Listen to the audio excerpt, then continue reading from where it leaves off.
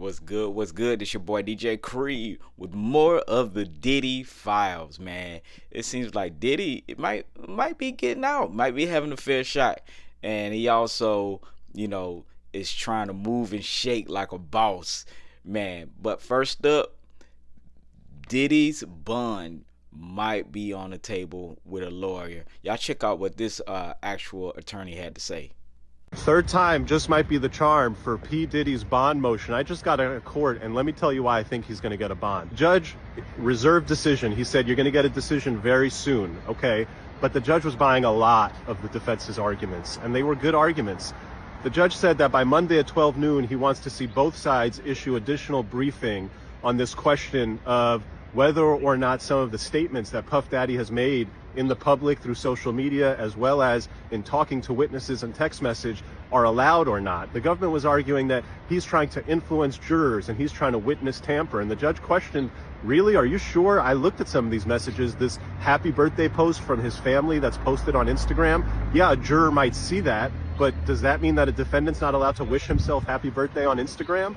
And the judge said, I'm looking at these text messages with the witnesses. What's tampering here? And so he's going to have additional briefing on both of those issues. But what really swayed the judge is the argument that's been made from the beginning. But now, after 2-3 months, there's been discovery produced, and the defense has some of the discovery, including what they characterized as Brady evidence showing that the alleged sex trafficking victim, Puff's wife, and a relationship that was almost 11 years that ended.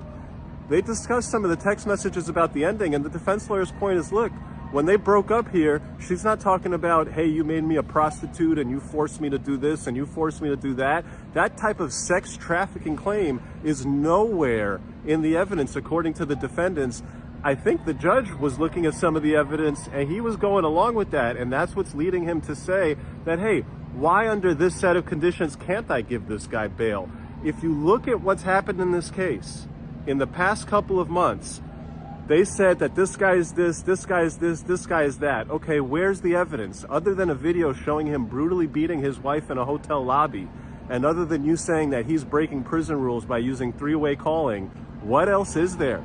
Really, what else is there? Because they have not identified a single other witness or video showing violence, showing really anything. Will they? Maybe. But for now, I think the judge is going to give him a bond because it's been 2 months and it looks like Puff is a freak and a wife beater, but that's not a no bond type of situation. To be honest with you, man, none of that stuff is shocking.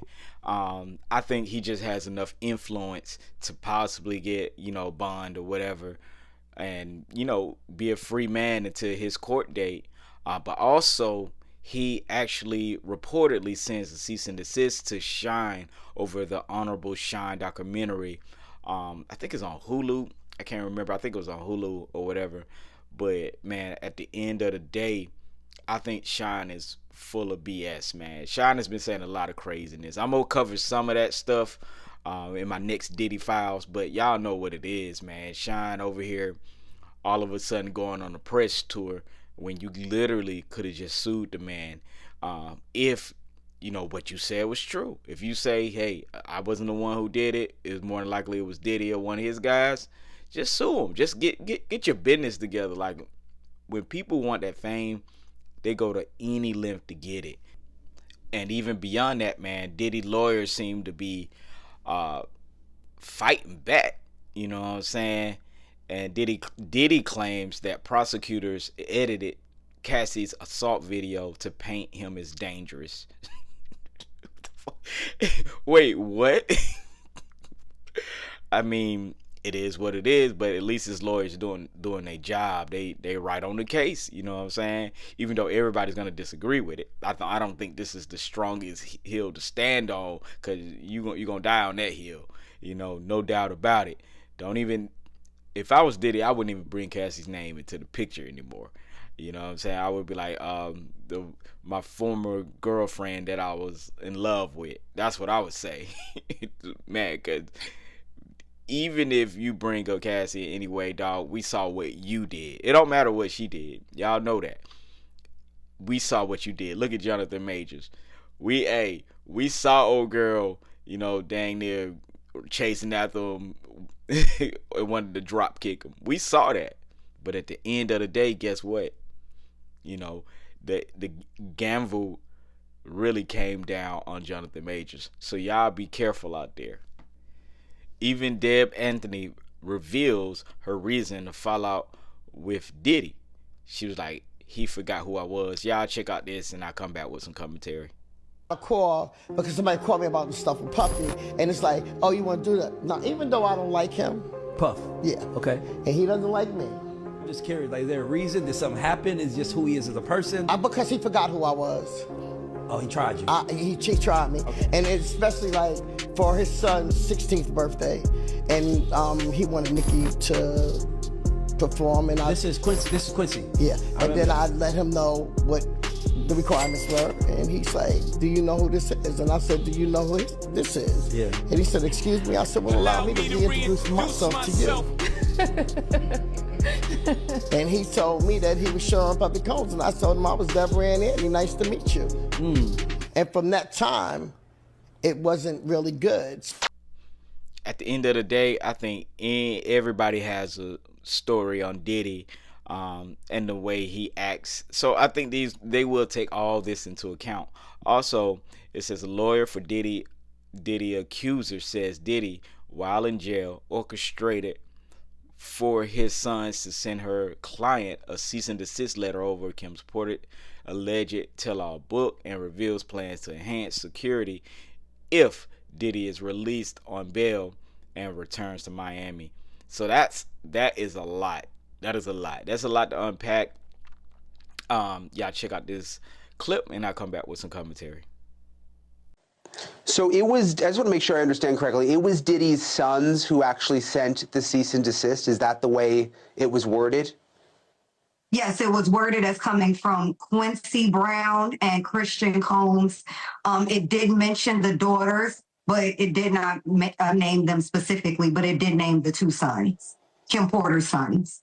So do you get the sense that from behind bars, Diddy is still directing all of this, is the one who said send this letter? Do you think he's that involved?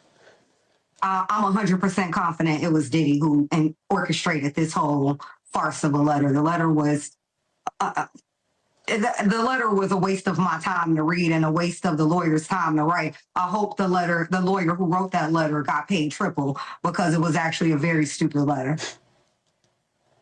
Why do you say that? Why do you say stupid?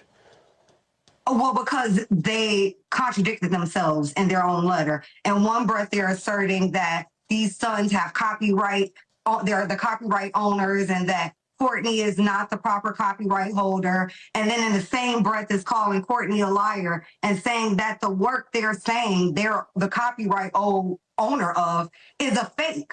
So if both things cannot be true, either it's a fake and it's a work of fiction that Mr. Burgess made up himself, or it's actually the work of your mother, and then you can maybe assert some copyright issues, but even copyright ownership, but there are issues there as well, because Mr. Burgess received the copyright from Kim Porter prior to her death. So that would mean there was a conveyance of copyright, which means in the instance where Kim Porter has now passed on, those ownership rights wouldn't belong to her heirs because she already conveyed them before her death. Interesting. I just find it sort of fascinating that with everything that gets written about Diddy and all the claims and everything you see online, that you and your client are the ones who are getting this cease and desist letter. What exactly that means, I guess we'll have to wait and find out. I'm not surprised at all, surprised. because I'm really good at what I do. So I think, the whole thing about the squeaky wheel gets the oil. I've been making a lot of noise. I've been making noise about Diddy since 2021. He's been trying to silence me for years now. So now I'm sure he's feeling, if anybody's feeling the pressure, I'm sure it's him. Are you nervous at all? No, I keep two straps on me. I make sure, and I have God protecting me. I'm not scared as long as he's behind bars. I will say if he does get out, I am grateful to hear that the judge won't let him come back to Miami. So to that extent, I'm very grateful. If he were to come back to Miami, I probably would be a little nervous and probably beef up security. But other than that, I know I have God's protection, so I'm not scared, and I'm pretty good with my Smith and Wesson. So, Man, if this is true, that is another twist and turn, man. They really trying to stop this man from getting out on bond before the court date, and for good reason. For good reason. I don't think that he has any intention of not stopping what he's doing, and being a menace like he was. Once a menace, always a menace in my eyes. Because he shows uh, no remorse, no just like, I want to do better and change his life type thing. It's almost like he tried to cover it up because he knew the feds was coming. And that's like anybody with money and fame, man. They gonna try their best to cover up they corrupt ways when they get caught up in a jam. But at the end of the day, Diddy is being accused of a lot. A lot of these accusers are starting to make it look crazy. We want the facts. We don't want a circus. We want facts. And I don't know why all this is getting attention to paint him in a different way when there are already stories. We just need the facts. The facts is going to speak for itself. But if so many people accuse him of it and most of them are BS, it's going to make him look better in light. He's going to have his followers, his supporters. But at the end of the day, man, if this man did any of this stuff, the criminal stuff, not the freaky stuff, the criminal stuff, then, he got to do his time. You know what I mean? But what y'all think about all these new accusations and stories and cease and desist? Let me know in the comments. Make sure y'all like, comment, and subscribe. More content is on the way. Peace.